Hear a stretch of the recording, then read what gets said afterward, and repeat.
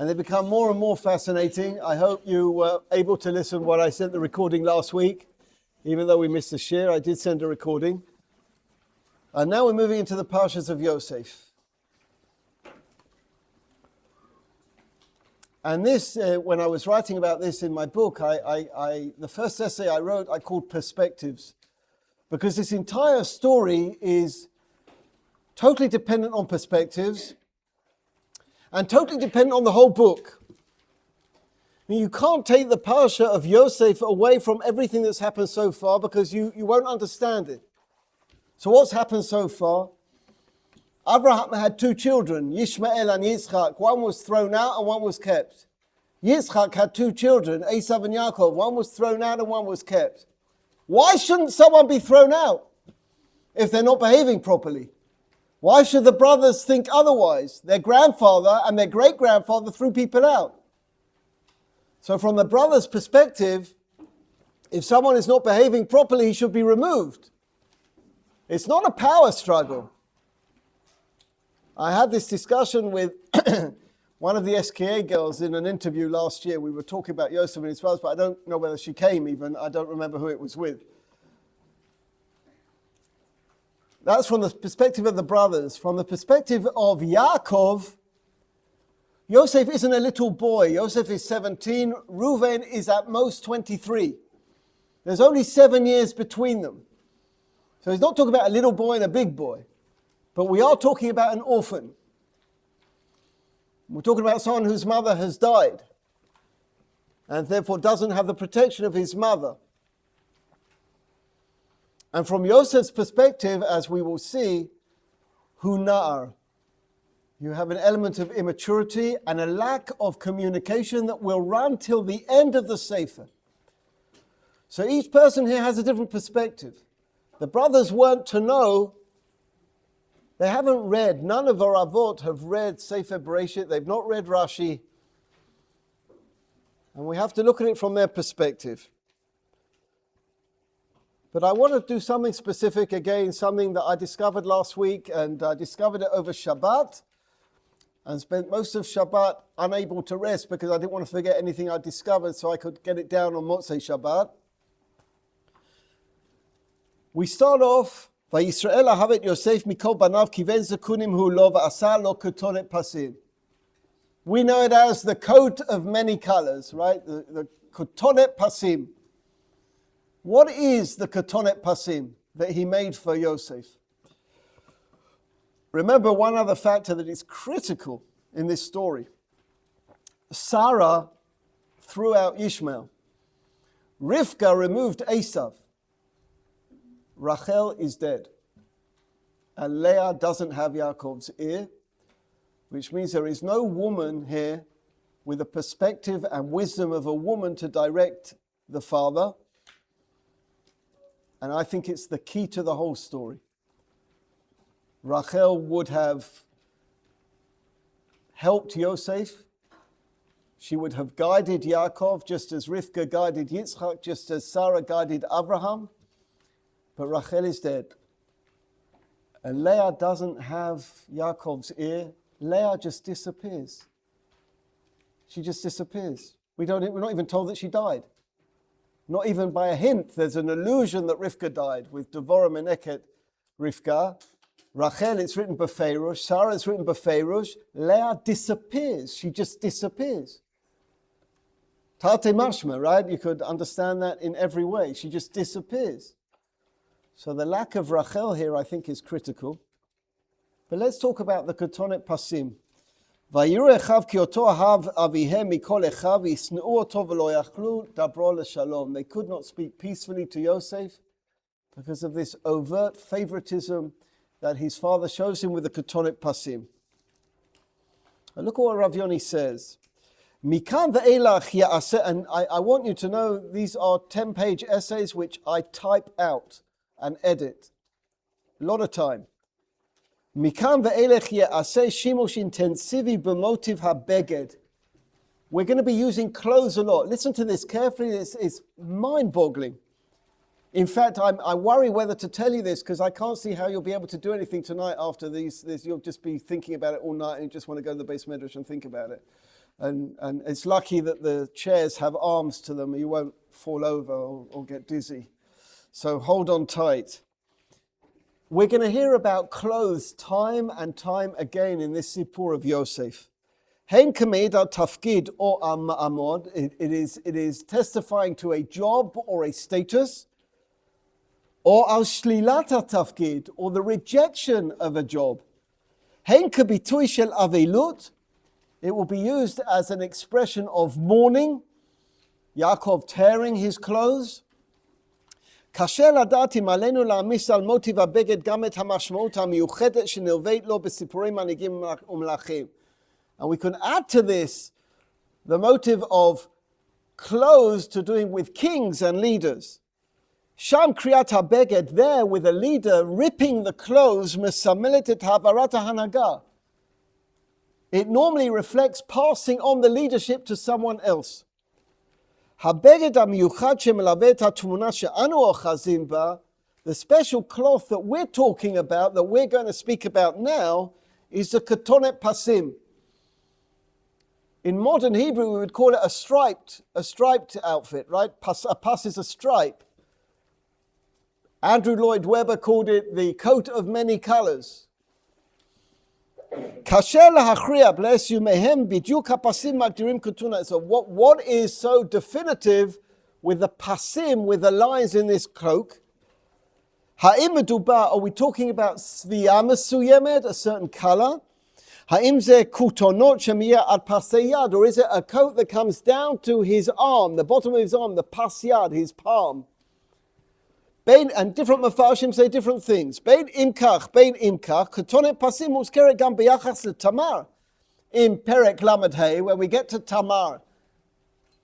So we also have, in Shmuel Bet, when we get to Tamar, Achot Avshalom, ומתוך כך נראה when the coat is ripped from her, or she rips her coat after she's been raped, בגד המתאים לאנשי אצולה מכובדים, it sounds like this is a special coat that special people wear. This is very, very significant as the story develops. Nesichim Seirim, young princes, or Seirim Hanimnim in Mishpachot Balut Ma'amad Chevrati Gavoa, or people that have a very high status. Gamim lo barur keisa nirata b'diuk ketonet pasim. Even if we don't know what the cloak looks like, barur tafkidah hasifruti. It's very clear what it represents. הכנת הכותנות ליוסף מובא בפסוק כביטוי להעדפתו על ידי אב. It's clear from the pasuk, can't be understood in any different way, that this is a sign of Yaakov's favoritism of Yosef, that he favors Yosef. כי אהב את יוסף מכל בניו, כיוון זקונים לו, ועשה לו כתונת פסים, and he makes him this coat. לפני אזכורה מדווח הכתוב על אהבת האב, ומיד לאחר אזכורה מדווחת אהבה זו מנקודת מבטו של אחים. After we're told why the father makes the coat, כי אהב את יוסף מכל בניו, you hear what the brothers think about it. וישראל אהב את יוסף מכל בניו, ועשה לו כתונת פסים, ויראו אחיו, and the brothers saw כי אותו אהב אביהם מכל אחיו. They saw that he loved him more than all the other brothers. סימול העדפת האב את יוסף ומעמדו המיוחד בבית על ידי בגד דווקא. And the father's favoritism of Yosef is reflected by a special piece of clothing. כבר טומן בחובו אמביוולנטיות, או אם נרצה סכנה, and here there's a danger. It's a constant presence. He's always wearing the coat. The brothers are reminded day and night that Yosef is the favored brother. הבגד הוא פריט שאדם לובש ופושט מדי יום. Clothes are what you wear every day, but listen to the words. לא מדובר בדבר מה קבוע. Clothes aren't permanence. They don't reflect permanent status. מרכיב חיוני בחיים התרבותיים. It is a part of our cultural life.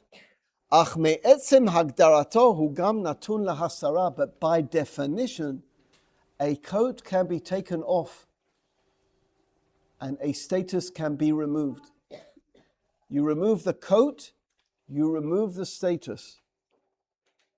Al derech haguzma, if shalomah, in an exaggerated sense, we could say, she'itsug ma'amad chevrati mibad lebeged romez shemedubar b'maraz manit. When we talk about the beged, we're talking about a temporary status that can be removed.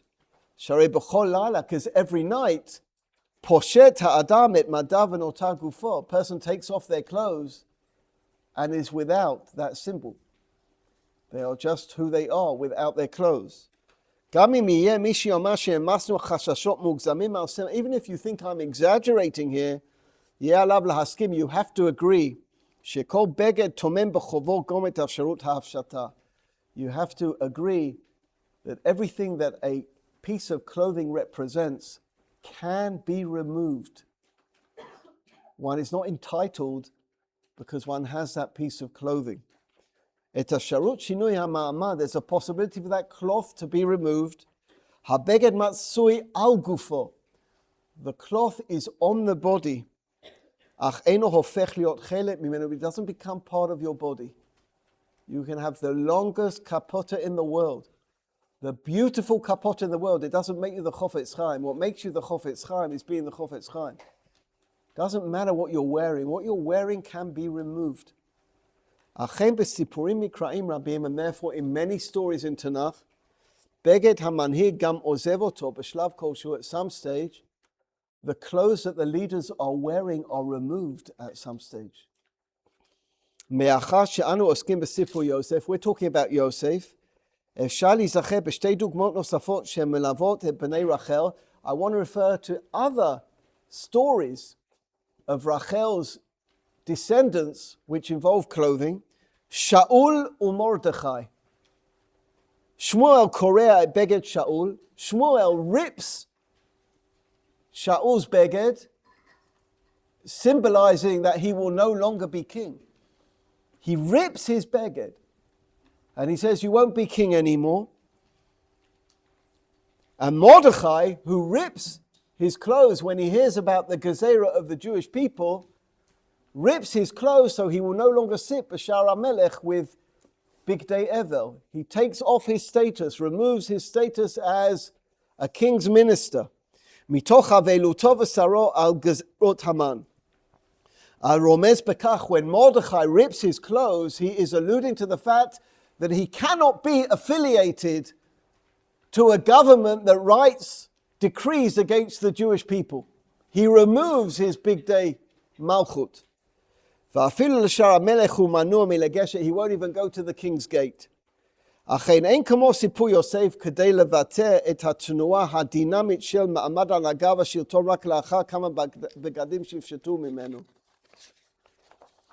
Over the page, so this beged is referring to identity. What does it mean, Yosef's beged? His father has given him the beged.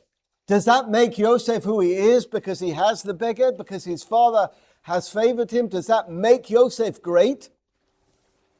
Like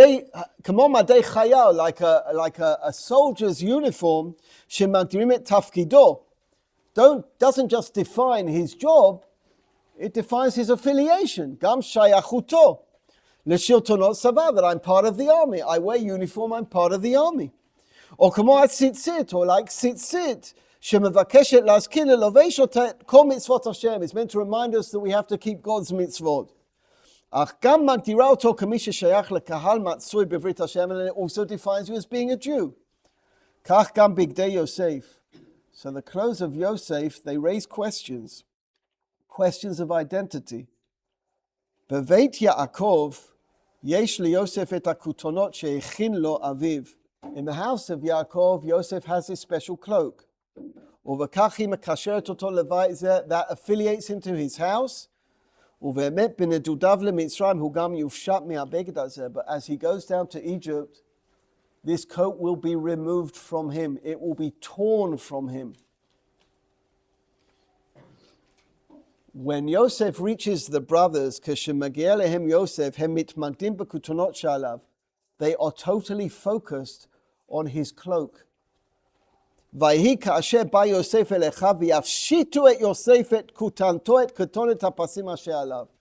the first thing they do is rip the clothes off Yosef.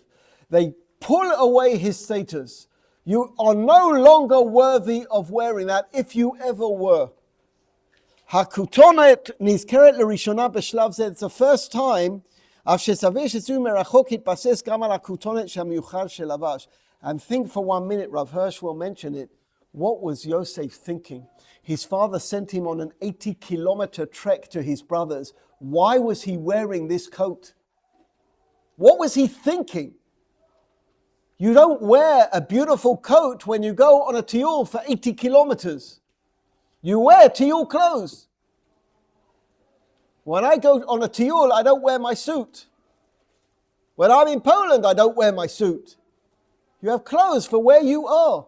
What was he thinking to go and greet his brothers in peace wearing the coat that is the bone of contention with his brothers? It's the last thing anyone would wear on an 80-kilometer trek. יש שהציעו שלא יזכרו ככותונת בציור יוסף המתקרב אל אחיו, היה בזה כדי לעורר ביקורת על יוסף שאיננו רגיש למצוקת אחיו. There is an underlying critique of Yosef. He goes to his brothers with a coat on. He's not sensitive to his brothers. He's not sensitive to the position that they are in.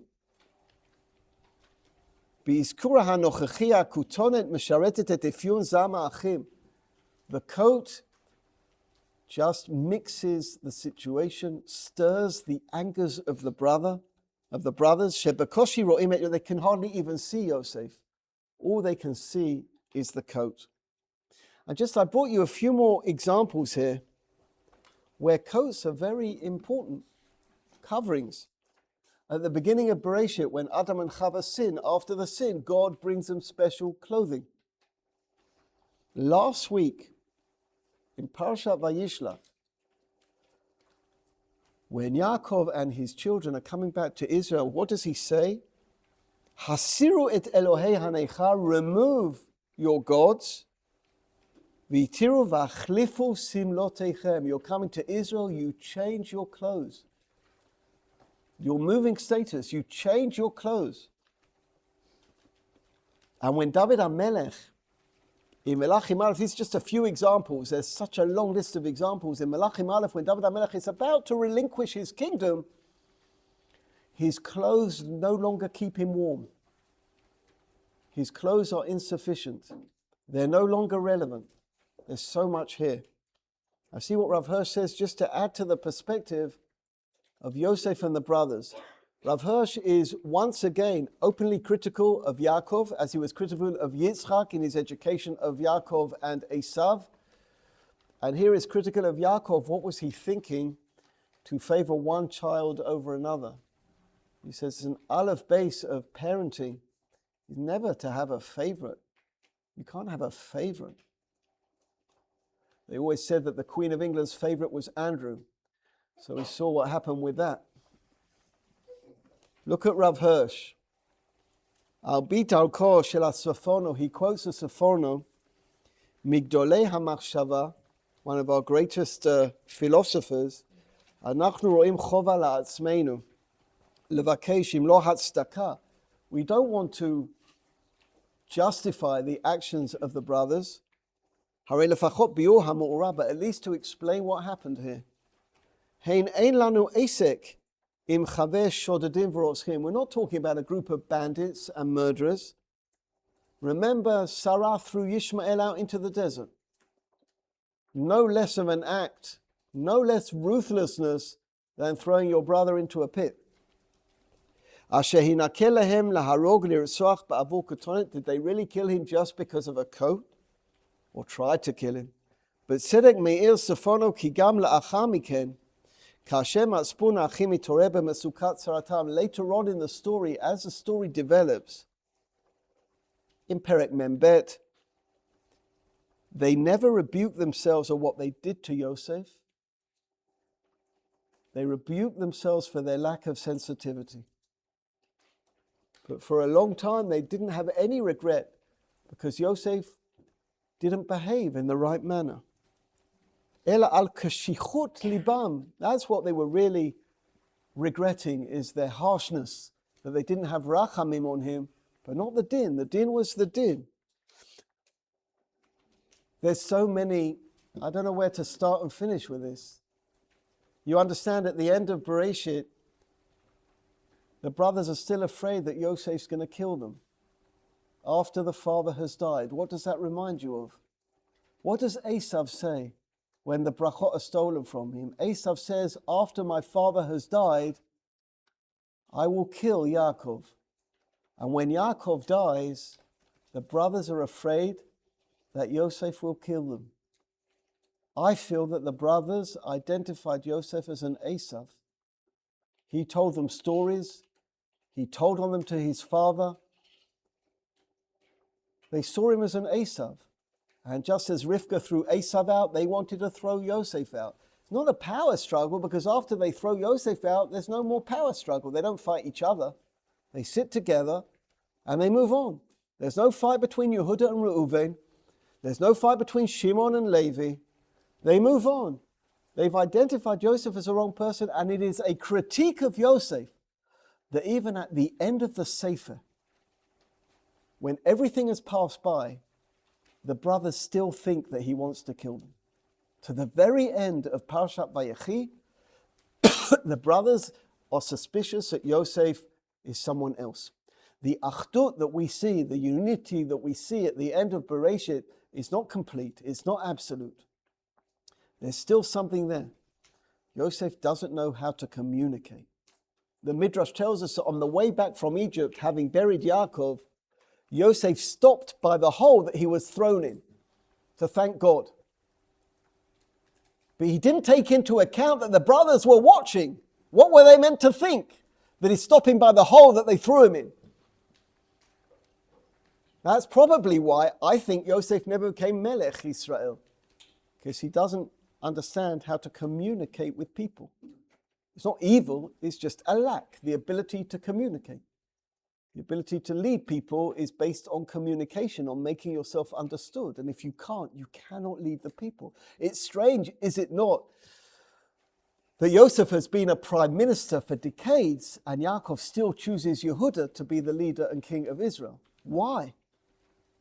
Because everyone listens to Yehuda and no one listens to Yosef. Let's go back to the beginning.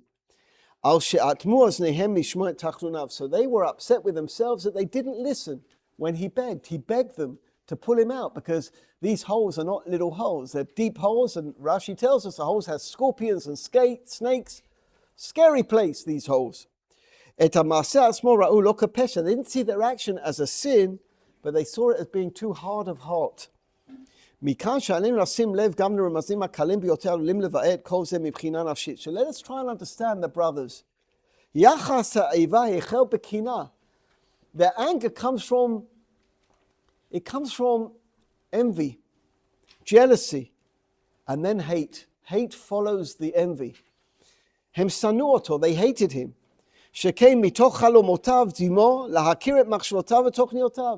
He tells them dreams naively, but that's not the way they understand them.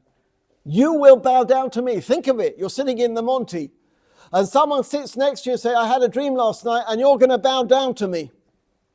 I think you might move your seat. You might move, I'll see you a bit later. No, but I had two dreams, and you're going to bow down to me, and all the room's going to bow down to me. Okay, I'm going to speak to Dr. Yocheved about moving rooms. And then they come to speak to you. I'll move with you so that my dream of you bowing down to me comes true. Now it's getting bad, right? We're not going out with you on Monday night. Well, if you come out with me on Monday night, maybe you'll bow down to me at a restaurant. Now you're moving schools. Then you find out that they're going to Columbia with you, where you can bow down to them there as well. So now you're going to Stern. And soon you're going to smack them, because they don't stop telling you how you're going to bow down to them. There is an awkwardness here. It's a problem in the na'arut of Yosef. They didn't actually believe at the beginning the dreams. But the second dream, when he speaks, and there could have been more than two dreams, when he speaks about the heavens bowing down to him, it's much more than sheaves bowing down to him. Sheaves means perhaps material subordination. The heavens bowing down to you means I'm the chosen one and you're not. And when the pasuk says Va'aviv shamar et hadavar, that even though Yaakov openly rebukes Yosef, he was waiting for it to happen. And Yaakov actually thinks the dreams are true.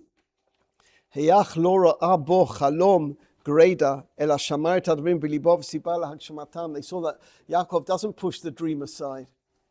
He half-heartedly tries to neutralize the dream. As chazara kina litoreh, and then they just hated him more. Umiyad achar kach v'yelchu achav. And then Rav Hirsch says the most remarkable thing. The brothers could not, listen carefully, because you've not heard this before unless you've learnt Rav Hirsch. The brothers could not live with Yosef anymore, and therefore, halchu, they left. They left.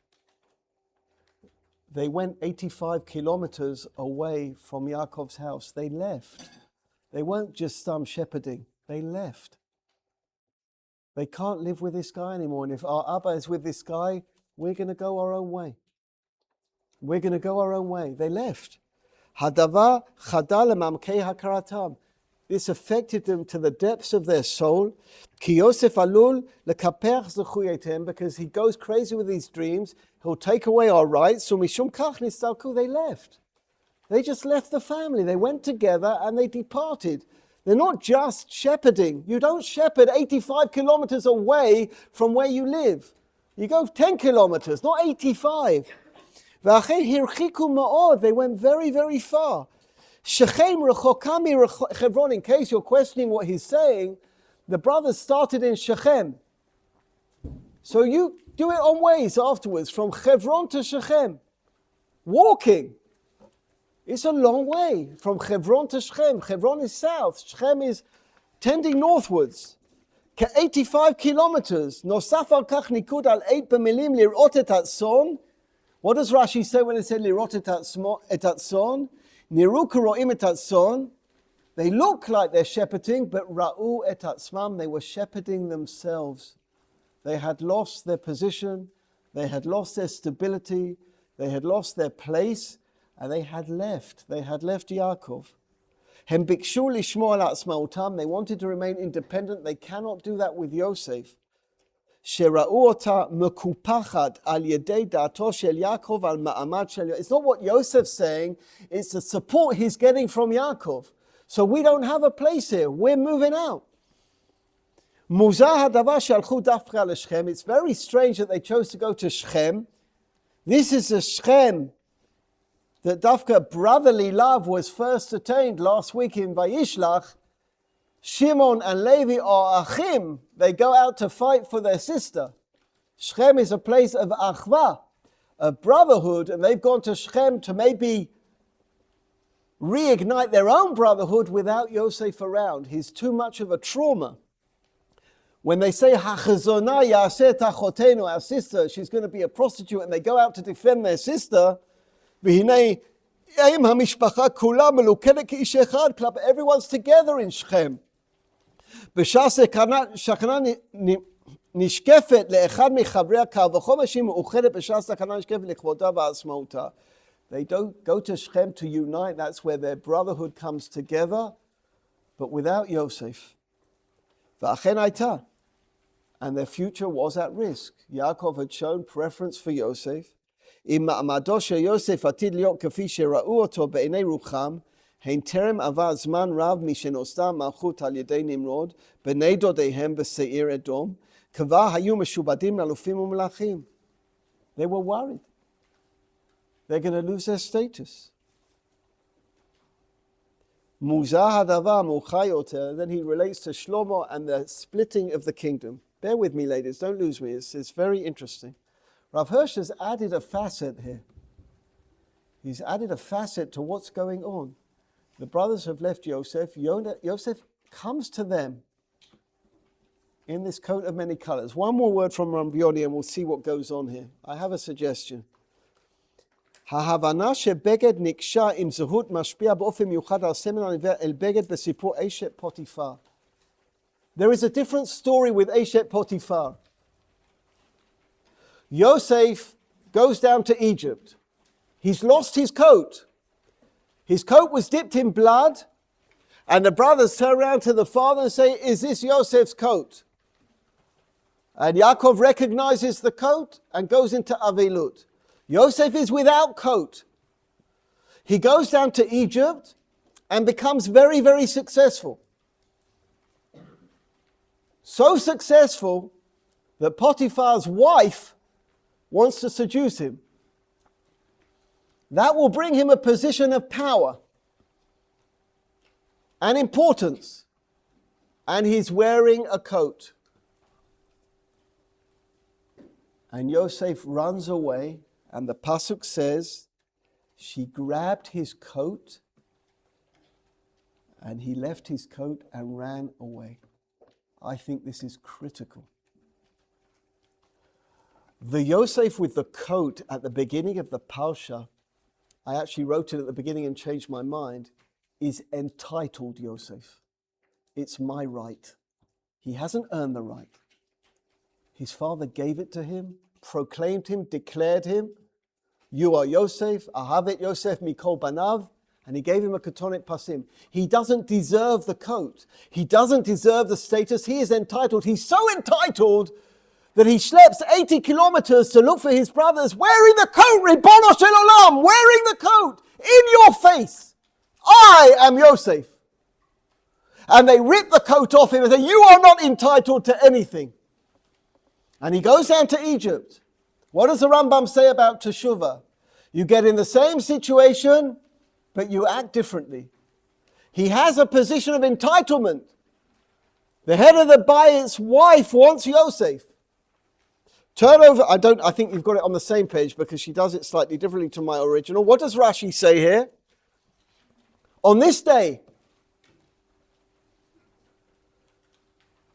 and the Gemara in Sota is very descriptive about this meeting between Yosef and Potiphar's wife. It's not as clear-cut as you imagine. And the Gemara, which Rashi, you know the Rashi is, Yosef was about to go with this woman. And what does he see? He sees the image of Yaakov. If you go with this woman, it's over. You're not part of this family. And he runs away, and the coat falls off. The entitled Yosef is over. This is a new Yosef. This is a struggling Yosef. This is a struggling Yosef, ladies, who at the end of the Parsha will be wearing clothes, and we will be told by the Parshat that the brothers didn't recognize him. Why didn't they recognize him? Because he was wearing the clothes in a different way. The Yosef they knew wore clothes that he didn't deserve to wear. The Yosef they're looking at in Mitzrayim is wearing clothes that he deserves. Why does he deserve them? Let me tell you why he deserves them. Go back to family history. Yitzchak and Yishmael. Yishmael was how old when Yitzchak was born? 13 years old. For 13 years, Yishmael was the prodigy. He was the chosen one. And then this little kid comes along and shoves him out the way. Yishmael has a choice. He can be subservient to Yitzchak, or he can leave the family. He leaves the family and creates Yishmael, a Yishmael we know only too well. Go down a generation. Rivka loves both children. Lama, why will I lose both children on the same day? But Yaakov should be the leader. Esav is rejected. Esav can be subordinate to Yitzchak, to Yaakov, but he won't. He leaves. Now look at Yosef HaTzadik. Yosef has been thrown out of the family. Rav Yoel bin Nun even wants to suggest that for many years Yosef thought his father was part of the whole plan. Because his father sent him to Shechem and the brothers threw him into the hole. So what's Yosef meant to think? Dad's part of it. So I'd be rejected, just like Ishmael was rejected, like Esau was rejected, and then he's down in Egypt, and he's got a chance to go with this lady. Forget it. Forget the Jews. Forget it. I can be an Egyptian. I can be with this Egyptian woman. I can be a prince in Egypt. But he doesn't do it. despite being in Egypt, in the middle of downtown Manhattan, for 22 years on his own, as far as he's concerned, rejected by the family, he stays loyal to his religion and to his belief. Yosef at the beginning of the Parsha doesn't deserve to wear the clothes. Yosef at the end of the story has every right to wear it because he earned the clothes that he's wearing. At the beginning they ripped off him. You don't have a right to wear these. Who the hell do you think you are, marching into Dotan and telling us that you're wearing your coat? Through the mountains, you don't care about the dust. You have to wear your coat in front of us. You're entitled. Rip the coat off you. You don't deserve the coat. But at the end of the story, he deserves a coat. My God, he deserves the coat. 22 years in Egypt. He walks away from Potiphar. She rips the coat off him. But it's a different rip. When the brothers rip the coat off him, it's an act of ganai. When she rips the coat off him, it's a jealousy. She wanted to be, Rashi says, in Olam Haba with Yosef. This is a man on his own in Egypt, still eating kosher, still davening, he's on his own in the middle of nowhere, rejected by his family. Yosef HaTzadik. He deserves to wear the clothes. I'm suddenly thinking, wow. Where Rashi says the brother, he recognized the brothers didn't recognize him. What does Rashi say? Rashi says because he didn't have a beard. When they threw him in the pit, he was 17, he didn't have a beard. Which proves he wasn't Chabad, right? He didn't have a fluffy beard. He must have been a Litvak, right? Because otherwise he would have had something there. And Rashi says because he didn't have a beard. But the way I want to say it is like this. They didn't recognize him because he would deserve to wear the clothes he was wearing. And when they saw him in good clothes, they didn't think he deserved it. This isn't the Yosef we know. This isn't a Yosef who earns his keep. We don't know who that Yosef is. I'm so excited about this, really. He had dreams, but he struggles and makes it. The difference, ladies, before, I still got more to say, but the difference between entitlement, which is a word I never knew until we started recruiting American girls and the American vocab came my way, that there are certain people who are entitled, who think that they deserve everything. I never knew there was such a thing. It's not a word we used when I was growing up.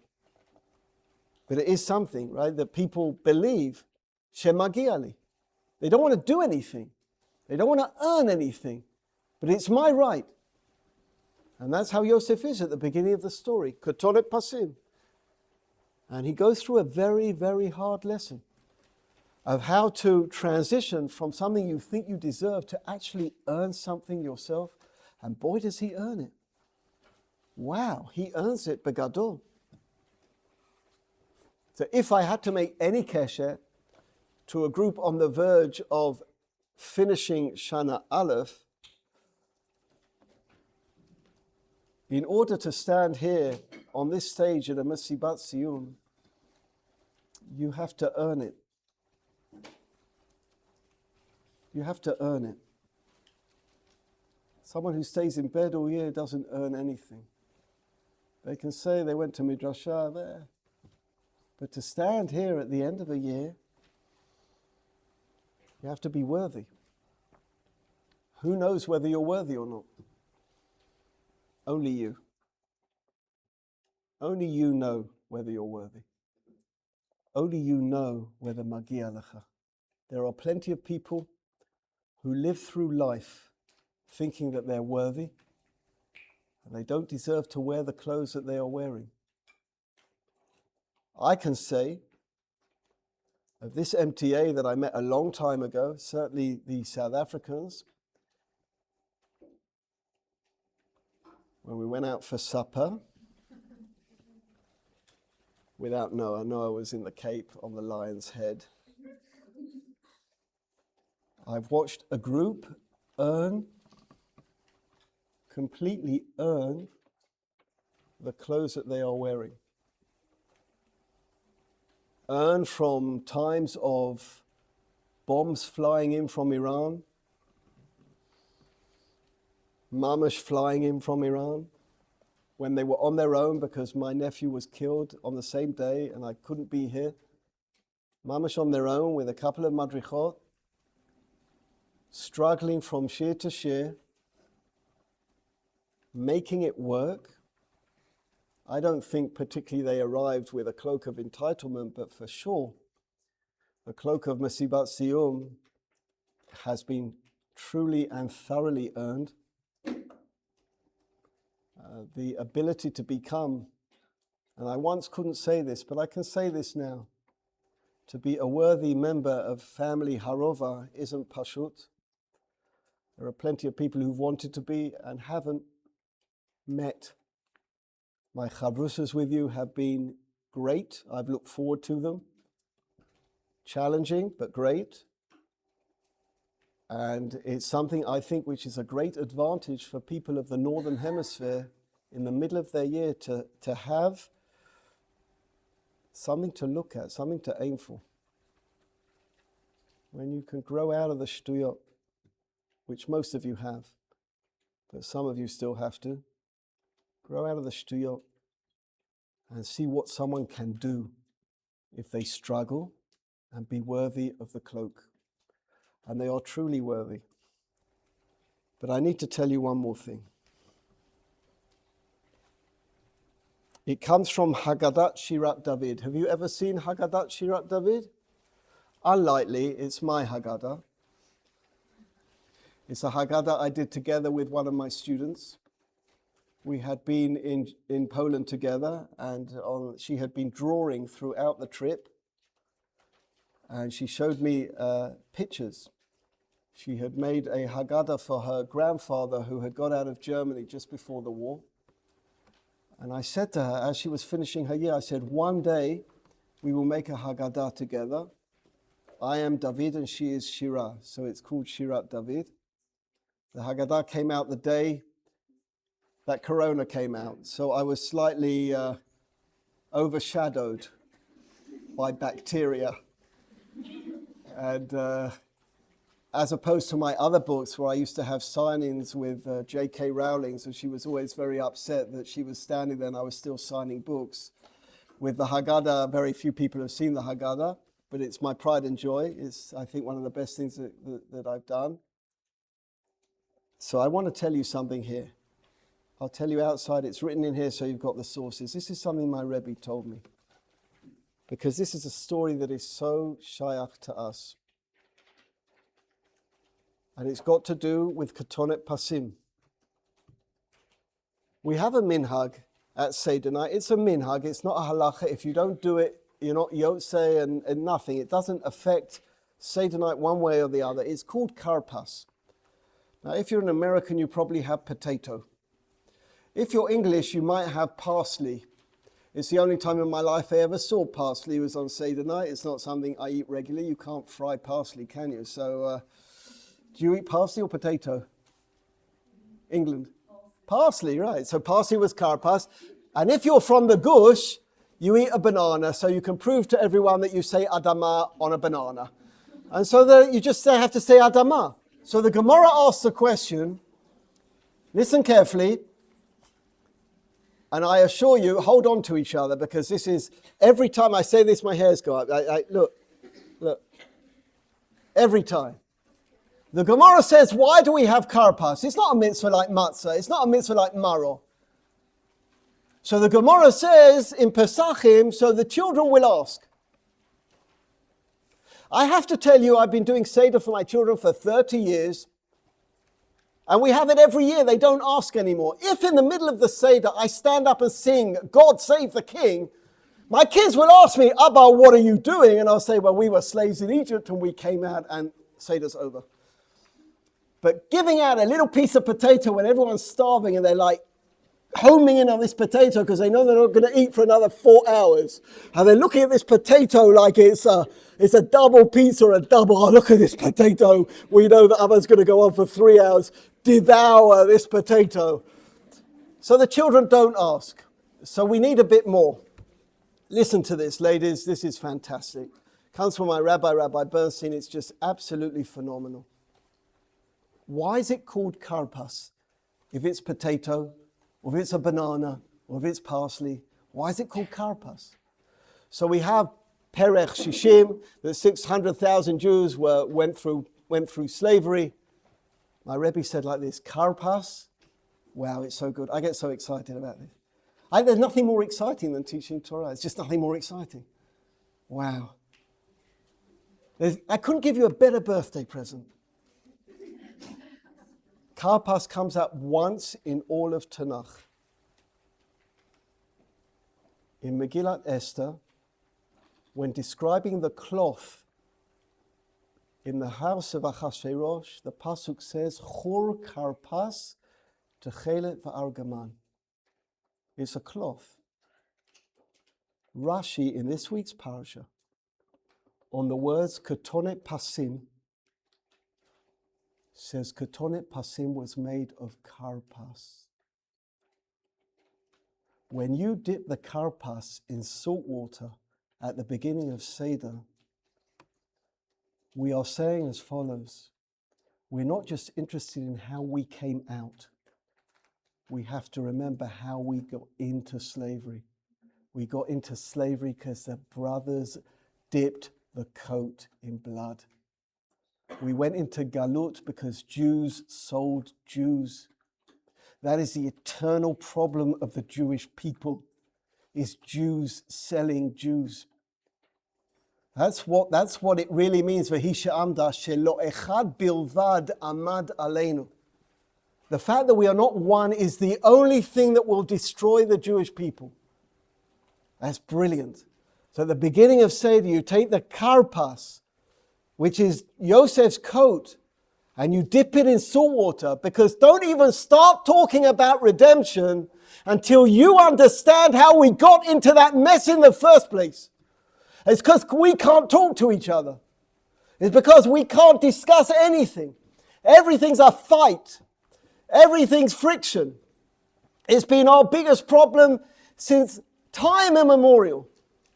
And that's why immediately after you dip the karpas, you say halach ma'anya.